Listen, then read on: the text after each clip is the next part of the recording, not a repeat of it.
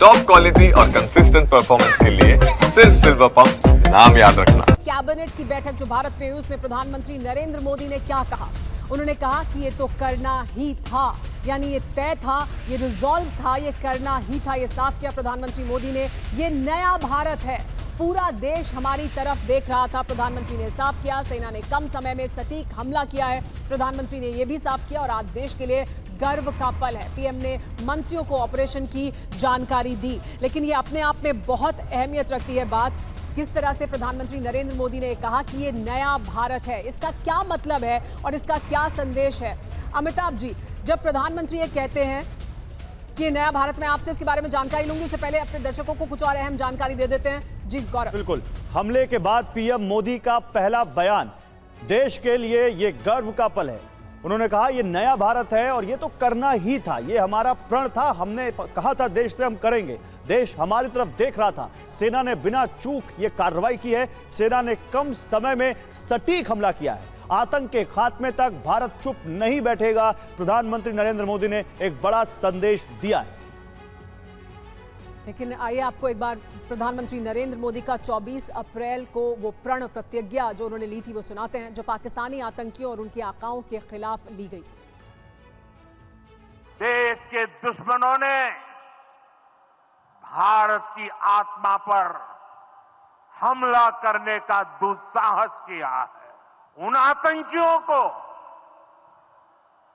और इस हमले की साजिश रचने वालों को उनकी कल्पना से भी बड़ी सजा मिलेगी। सजा मिलकर के रहेगी। अब आतंकियों की बची खुची जमीन को भी मिट्टी में मिलाने का समय आ गया है। तो 24 अप्रैल को कहा था, 7 मई को करके दिखा दिया। ये पीएम मोदी का प्रण था जो उन्होंने पूरा किया। लेकिन अब आपको बताते हैं कि पाकिस्तान में प्रधानमंत्री मोदी के 3 बदले कौन से हैं। पहला बदला 2016 जब उरी हमला हुआ, 10 दिन बाद पीओके में घुसकर सर्जिकल स्ट्राइक की भारत की सेना ने और आतंकी कैंप ध्वस्त किए। दूसरी घटना 2019 जब पुलवामा हुआ, 40 जवान हमारे देश के शहीद हुए, इसका बदला वहां पर बालाकोट में लिया गया। बालाकोट में एयरफोर्स ने एयर स्ट्राइक की और आतंकवादियों को सबक सिखाया।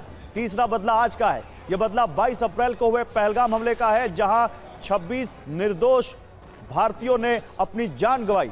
एक नेपाल का नागरिक भी उसमें शामिल था। भारतीय सेना, वायुसेना ने पाकिस्तान की सरजमी के 9 ठिकानों पर ऐसी बमबारी की कि आतंक का सरगना अजहर मसूद भी रोने लगा और कहने लगा कि आखिर मैं क्यों बचा हुआ हूं, मुझे क्यों नहीं मार दिया। जी हाँ, लेकिन प्रधानमंत्री नरेंद्र मोदी का जो वक्तव्य है, जो उन्होंने बयान दिया है, जो उन्होंने कैबिनेट के सामने बात की, मंत्रियों के सामने बात की, उसमें उन्होंने कहा कि ये नया भारत है।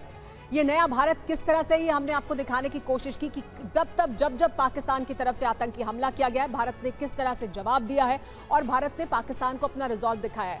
अमिताभ जी, जब प्रधानमंत्री ये कहते हैं कि ये नया भारत है, ये तो करना ही था, यानी वो पाकिस्तान को कम शब्दों में साफ तौर पर बता रहे हैं कि आतंकी कहीं पर भी होंगे, भारत टारगेट करेगा, फिर चाहे वो मिलिट्री एस्टैब्लिशमेंट से जुड़े हो या आतंकवादी कैंप हो, और भारत इसी तरह से सीधे मिलिट्री एक्शन के जरिए इनको टेक डाउन करेगा।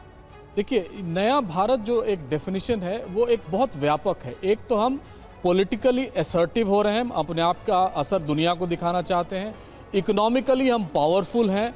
अब तीसरा जो एक हमारा वीक पॉइंट था कि हम मिलिटरली भी असर्टिव हैं टेररिज्म के खिलाफ, जिसका नमूना आपने बताया 2016, 2019 और अब ये जो इंसिडेंट हुए।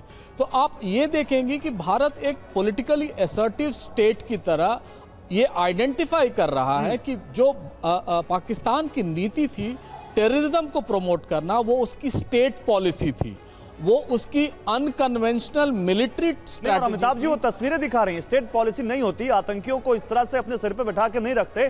तो जो मिलिट्री के बड़े बड़े अधिकारी वहां पर खड़े होकर जनाजे में शामिल होकर उनका अंतिम विदाई दे रहे हैं, वो यहाँ थोड़ी ना खड़े होते।